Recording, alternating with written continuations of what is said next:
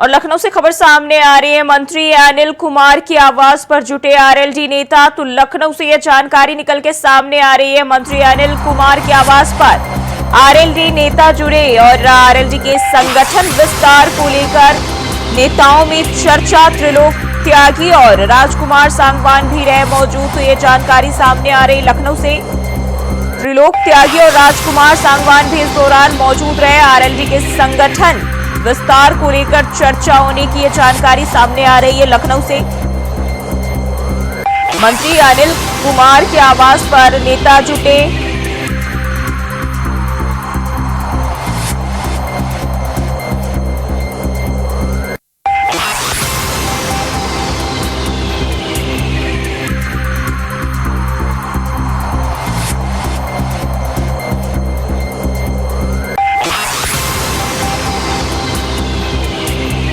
तो ये जानकारी सामने आ रही है, आरएलडी के संगठन विस्तार को लेकर नेताओं में चर्चा। और ऐसे में त्रिलोक त्यागी और राजकुमार सांगवान भी मौजूद रहे। तो बता दें, लखनऊ से ये जानकारी मंत्री अनिल कुमार के आवास पर आरएलडी नेता जुटे और ये जानकारी लखनऊ से सामने आ रही है।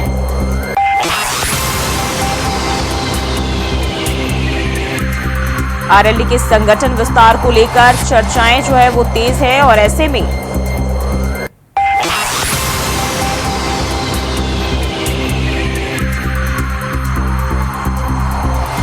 और इसी खबर पर ज्यादा जानकारी के साथ नितिन चौधरी हमारे संवाददाता हमारे साथ जुड़ गए हैं। नितिन, आरएलडी विस्तार को लेकर जो है चर्चाओं का बाजार गर्म है और ऐसे में जो है नेता सभी संगठन विस्तार को लेकर मंत्री अनिल के यहाँ जो है रुके हुए हैं, इसको क्या जानकारी मिल रही है इसको लेकर?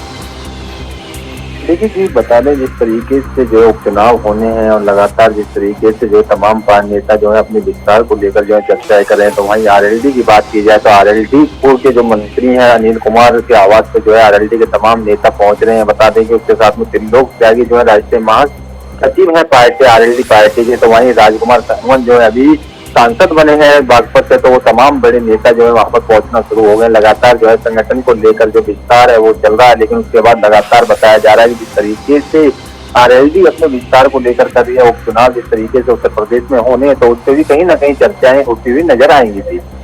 जी नितिन, बताया ये भी जा रहा है कि पश्चिमी यूपी में जिस तरह से अपनी जमीन को मजबूत होते पार्टी देख रही है, वैसे ही अब जो है फिलहाल नजर पूर्वांचल और बुंदेलखंड पर आरएलडी की बनी हुई है। देखिए बिल्कुल जी, जिस तरीके से लगातार जो है पूर्वांचल की बात की जाए तो पूर्वांचल में बुंदेलखंड को लगातार जो है आरएलडी जो है फोकस करना चाहते हैं, क्योंकि लगातार इस पे जो फोकस है तमाम बड़ी पार्टियों का है। क्योंकि उत्तर प्रदेश के अंदर जो है लगातार समाजवादी पार्टी की बात की जाए तो समाजवादी पार्टी भी खुद इस पे फोकस करते हुए नजर आ रही है। वहीं भारतीय जनता पार्टी भी तमाम बड़े नेताओं को मैदान में उतार रही है, लेकिन उसके बाद आरएलडी ने भी आज जो है अपने संगठन का विस्तार के लिए जो तमाम बड़े नेता है वो लखनऊ अनिल कुमार जो अभी बता दें कि मंत्री बने हैं, राज्य मंत्री बनाए गए हैं उत्तर मंत्री, और साथ ही जो है बुंदेलखंड को भी लगातार फोकस किया जा रहा है। क्योंकि सबसे पहले जो है पश्चिम उत्तर प्रदेश में आरएलडी का जो सबसे ज्यादा बोलबाला रहता था, लेकिन उसके बाद लगातार आरएलडी जो है आगे की तरफ जो है कदम बढ़ा रही है। लेकिन उसके बाद लगातार यही देखा जाता है कि बुंदेलखंड में भी कहीं ना कहीं आरएलडी कुछ अपनी सीटों को मजबूत करना चाहते हैं। कुछ पार्टी की जो स्थिति खराब थी, तो उस पार्टी की स्थिति को जो है सुधार करने के लिए लगातार जो है जयंत चौधरी जो है लगातार कर रहे हैं। लेकिन उसके बाद जो मंत्री हैं अनिल कुमार वो खुद इसमें लेकर जो है चर्चाएं करें संगठन के तमाम बड़े नेताओं को वहां पर बताया ये भी जा रहा है कि 2027 के विधानसभा चुनाव से पहले इन स्तरों पर, इन क्षेत्रों में जो है बूथ स्तर पर संगठन खड़ा करने की तैयारी जो है पार्टी की तरफ से।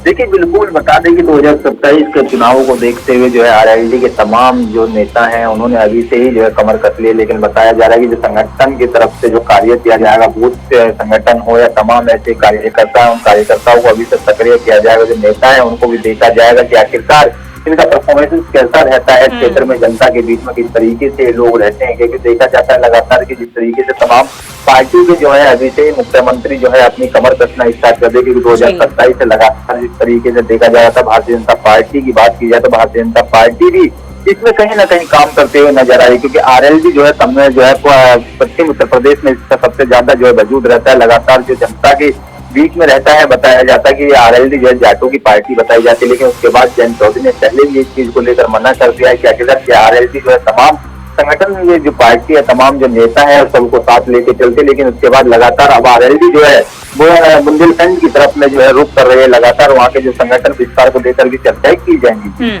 जी नितिन, बहुत बहुत शुक्रिया जानकारी साझा करने के लिए। और वहीं शामली में डायल 112 के पुलिस कर्मियों का एक वीडियो तेजी से वायरल हो रहा है। वायरल हो रहे वीडियो में डायल 112 के पुलिस वाले ड्यूटी के दौरान शराब पार्टी करते दिखाई दे रहे हैं। वो भी डायल 112 के कार्यालय में जाम झलकाए नजर आ रहे हैं। शराब पार्टी का ये वीडियो मोहल्ला रेल पार में स्थित डायल 112 के पुलिस थाने का बताया जा रहा है, जो सोशल मीडिया पर तेजी से वायरल हो रहा है, जिसमें एक पुलिसकर्मी बिना वर्दी में जबकि 2 पुलिसकर्मी वर्दी में नजर आ रहे हैं।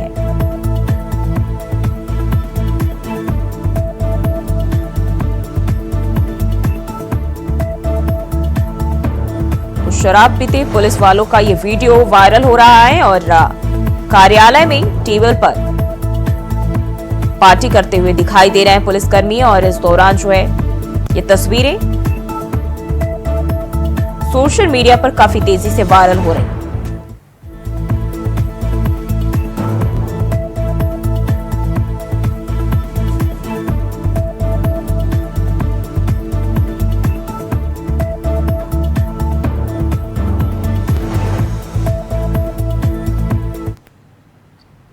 और वहीं अयोध्या के मां कामाख्या नगर पंचायत के बियारा गांव में हुए विकास कार्य की गुणवत्ता का रियलिटी चेक इंडिया वॉइस की टीम ने परखा, तो विकास कार्य की गुणवत्ता की कलई खुलती नजर आई। इसका अंदाजा इस बात से लगाया जा सकता है कि 1 साल पहले बनी ग्राम बिहारा में शुल्क संपर्क मार्ग तक इंटरलॉकिंग सड़क, नाली और कवर्ट का निर्माण कार्य 35,32,000 की लागत से कराया गया था, लेकिन निर्माण कार्य में मानकों की अनदेखी के कारण सड़क कई जगहों पर धंस गई है। इंटरलॉकिंग की गुणवत्ता देख लोगों ने निर्माण में भ्रष्टाचार का आरोप भी लगाया है।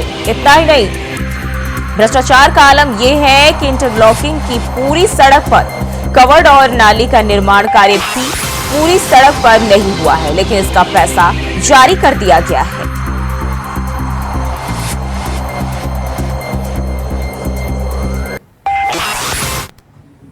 तो नवसृजित कामाख्या धाम नगर पंचायत में भ्रष्टाचार का मामला उजागर हुआ है और इस समय इंडिया वाइस की टीम जो है बिहारा वार्ड में है, वार्ड नंबर 6 में। और यहाँ की स्थिति दिखाना चाहूंगा कि लगभग 1 साल पहले लॉकिंग और पिट कवर का निर्माण कार्य हुआ था, लेकिन इसकी दशा साफ तौर पर देख सकते हैं। जो ये कवर्ड है, कवर्ड न लगा करके बल्कि ऐसे ही बना दी गई है सड़क को, जिसकी वजह से साफ तौर पर देख सकते हैं कि सड़क जो है दरकना शुरू हो गई है। वजह है कि इसमें भ्रष्टाचार हुआ है। दूसरी तरफ मैं दिखाना चाहूंगा कि कवर्ड इधर बना हुआ है और दूसरी तरफ जो है पिट कवर्ड न बना करके बल्कि ऐसे ही निर्माण कार्य करा दिया गया है। जबकि कुछ लोग भी हैं, उनसे हम बात करेंगे, क्या कहेंगे ये जो सड़क जो है आपकी बैठने लगी है। सड़कें तो बैठे लाग तो हम सब तो तब्बो का रहेंगे माल नहीं छोड़ो तो ऐसे बना दिया था, तो अब्बो जो बताओ तो कही भाई तो भ्रष्टाचार हुआ। हाँ बिल्कुल भ्रष्टाचार हुआ। क्या चाहते हैं आप? हम तो चाहते कि फिर से बनने साहब। क्या नाम पड़ता है? मोहम्मद अमीन। क्या कहेंगे इस सड़क पे जो निर्माण कार्य हुआ है कि सड़क बैठने लगी है और भी 1 साल करीब हो रहा है, 6 महीना हुआ बनने, और जिसके में हमने बीचे बीचे में कह रहे थे। हमारा नाम है लल्लन सिंह बिहारा, वार्ड नंबर 6 श्यामा प्रसाद मुखर्जी में। हम ठेकेदार से बोल रहे थे कि भैया इसको मजबूती से बनाइए, तो बोले कि नहीं, जो हमारे पास बजट आया वही मैं बनाऊंगा। चेयरमैन से नहीं, चेयरमैन से कहा तो कहें कि नहीं वो बना रहे हैं, बनने दीजिए, आप परेशान मत होइए, सही से बनेगा। उसके बाद आगे नाली भी नहीं पूरी बनाई गई, जिसमें 150 मीटर नाली, 150 फुट जो नाली भी नहीं बनाई गई। इधर से उधर पानी कर दिया गया, फिर भी बीच में कीचड़ भी हो रहा है। फिर भी कहा जाता है, कोई सुना जाता है, जो है कोई सुनता नहीं, कोई अंते नहीं। सड़क बैठना शुरू हो गई है। उसके बाद गाड़ी भी मौके पे आने जाने, झाँप भी समूला टूट गया है, जिसमें सिरमिट और कुछ भी डाला नहीं गया। बोलो तो उसके बाद कहते हो कि तुम तो गुंडाई कर रहे हो, ये कर रहे हो, वो कर रहे हो, जिसमें माननीय हमारे मुख्यमंत्री जी पूरा बजट देते हैं, लेकिन वो सुना नहीं जाता है। बस यहाँ के जितने लोग हैं खा रहे हैं, पी रहे हैं, उड़ा रहे हैं, और क्या करेंगे। तो भ्रष्टाचार चालू है पूरा। माननीय हमारे मुख्यमंत्री जी सुन लें तो इसकी पूरी जांच करा लिया जाए तो बहुत अति सुंदर हो जाएगा, देश में विकास भी शुरू हो जाएगा। और ये कवर्ड भी नहीं बना हुआ है। हाँ, एक तरफ कवर्ड बनाया गया, दूसरी तरफ जो है नाला से ही जोड़ दिया गया है, उधर कवर्ड नहीं बनाया गया। इसी कारण से वो गिट्टी बैठकर पूरी सड़क ध्वस्त हो रही है। तो यहाँ पे जो ग्रामीण है उनका भी यहाँ पे कहना है कि इस सड़क पे जो है भ्रष्टाचार का मामला उजागर हुआ है। वजह थी कि जिस समय निर्माण कार्य चल रहा था उस समय ठेकेदार से भी इस चीज को कहा गया, लेकिन ये यहाँ पे कोई सुनवाई नहीं हुई। चेयरमैन जो यहाँ के थे शीतला प्रसाद शुक्ला, उनसे भी ग्रामीणों ने कहा कि इस मामले को लेकर के संज्ञान लें, लेकिन उनके द्वारा भी सड़क निर्माण कार्य में लापरवाही बरती गई, जिसका नतीजा है कि अभी 1 साल करीब हुए हैं सड़क को बने हुए और जगह जगह बैठना शुरू हो गई। इससे साफ जाहिर है कहीं ना कहीं इस सड़क पर भ्रष्टाचार भी हुआ है। और देख सकते हैं साफ तौर पे पीट कवर किस तरीके से टूट गया है और इसको बने हुए भी 1 वर्ष के करीब हुआ है और जगह जगह ये टूटना शुरू कर दिया है। और भी आगे कैमरा पर्सन से कहूंगा कि दिखाए कि यहाँ पे भी देख सकते हैं कि टूटना शुरू हुआ है, आगे भी टूटा है। इसी तरीके से जो पीट कवर का निर्माण कार्य कराया गया वो जगह जगह टूटने लगे हैं और यहाँ कुछ लोग ग्रामीण हैं, उनसे हम बात करें। क्या कहेंगे, पीट कवर जो है टूटना शुरू हो गया? बिल्कुल बिल्कुल जी, अभी 5-6 महीने हुए हैं बने हुए, अभी पीट कवर टूटना चालू हो गया है। इस पे काम अच्छे से हुआ नहीं है। सड़कें कई जगह बैठी, सड़कें कई जगह बैठी हैं जी, आधी से ज्यादा सड़क बैठ चुकी है, भ्रष्टाचार बहुत ज्यादा है जी। तो क्या मांगते हैं? इस पे कार्रवाई होनी चाहिए जी, जांच होनी। हाँ जांच होनी चाहिए इस पे। क्या नाम पड़ता है आपका? अमलेश विक्रम सिंह बिहारा। ये इंटरलॉकिंग सड़क जो है ये डैमेज हो चुकी है, अभी 1 साल नहीं हुआ बने, ये सब खराब हो गई है। और ये नाली भी, ये जो रैंप रखा हुआ है ये भी टूट गया। रोड साहब जो है सब टूट फूट है और एकदम से बर्बाद दिया है। और कोनो यानी पूरी सड़क जतनी है, कहूँ नाली खरंजा, नाली को 2 तरफा चाहिए, एको तरफा शुद्ध नहीं बनी। बिहारा के हैं जो ग्रामीण, उनका कहना है कि इस सड़क पे जो है अनियमितता बरती गई है और इस सड़क की जो है जांच की मांग कर रहे हैं शासन प्रशासन से कि इसका जो निर्माण कार्य कराया गया इसकी जांच होनी चाहिए और उसके जो भी दोषी अधिकारी से लेकर के ठेकेदार हैं उनके खिलाफ कार्रवाई होनी चाहिए, क्योंकि मुख्यमंत्री जो है भ्रष्टाचार को लेकर के काफी अलर्ट है। उसके बावजूद भी जो है भ्रष्टाचार का मामला एक के बाद एक उजागर हो रहा है, जो कि कामाख्या नगर पंचायत जो है अभी नवसृजित कामाख्या धाम पे है और उसमें भी भ्रष्टाचार हुआ। मैं यहाँ पे दिखाऊंगा, ये भी दिखाया कि देख सकते हैं कि एक पीट कवर जो है टूटे पड़े हैं, तो इससे कहीं ना कहीं साफ जाहिर है कि भ्रष्टाचार जो है यहाँ पे किया गया। सहयोगी रमेश पांडे के साथ विनय मिश्रा, इंडिया वाइस, अयोध्या। गुणवत्ता के लिए बात की गई है ठेकेदार से। उन्होंने कहा है कि दो उसमें ऊपर कवरेज लगा है, गाड़ी वाड़ी आई थी टूट गया था, तो उन्होंने कहा है कि हम उसको ठीक कर देंगे। तो कवर्ड भी नहीं बनाया, नाली भी नहीं बनाया। कवर नाली कुछ तो लोग वहाँ के रोक दिए थे और एक तरफ बनी है, एक तरफ जगह कम होने के कारण वहाँ ट्रैक्टर वगैरह कुछ गन्ना वगैरह निकले हैं, कुछ जगह टूट गई हैं जो कवरेज ऊपर लगाई गई है नाली के। तो ठेकेदार से बात हुई है, उन्होंने कहा है कि हम इसको ठीक कराएंगे। तब तक हम उनका जो सिक्योरिटी जमा होती है उसको रोक रखते हैं, उनसे बातचीत हो गई। अभी जब गन्ना का सीजन चल रहा था तभी टूटी है, तो उन्होंने कहा है कि हमको ठीक कराएंगे। हमने उसको फोटो खींच के उनके बस वीडियो बनाकर भेजा है। और लखनऊ के गोसाईगंज थाना के अमेठी कस्बे में मुहर्रम के रज़गा के कार्यक्रम में चाय बनाते वक्त गैस सिलेंडर ब्लास्ट हो गया, जिससे चाय बना रहे लोग झुलस गए। वहीं गैस सिलेंडर ब्लास्ट होने का वीडियो सीसीटीवी कैमरे में कैद हो गई।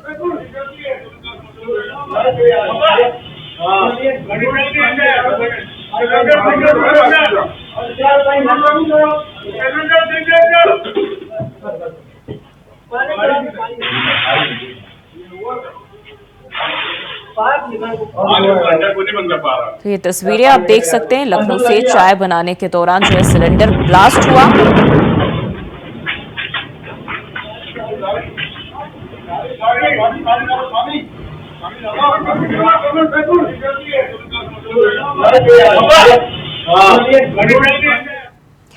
और लखनऊ से खबर सामने आ रही, 3 आईपीएस अधिकारियों का तबादला। कुंवर ज्ञानंजय सिंह हापुड़ के एसपी बनाए गए, राजेश कुमार गाजियाबाद के डीसीपी बनाए गए। तो लखनऊ से ये जानकारी, 3 आईपीएस अधिकारियों का तबादला।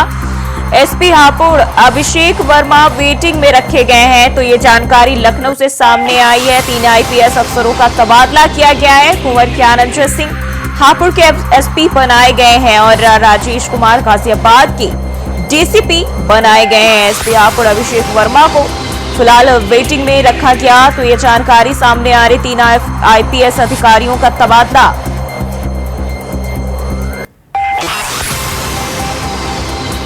कुंवर ज्ञानंजय सिंह हापुड़ के एसपी और इसके साथ साथ जो है राजेश कुमार हापुड़ के एसपी बनाए गए हैं और ज्ञानंजय सिंह, वहीं राजेश कुमार की बात करें तो गाजियाबाद के डीसीपी बनाए गए हैं। और एसपी हापुड़ अभिषेक वर्मा को वेटिंग में रखा गया है। तो लखनऊ से ये जानकारी मिल रही है 3 आईपीएस अफसरों के तबादले को लेकर।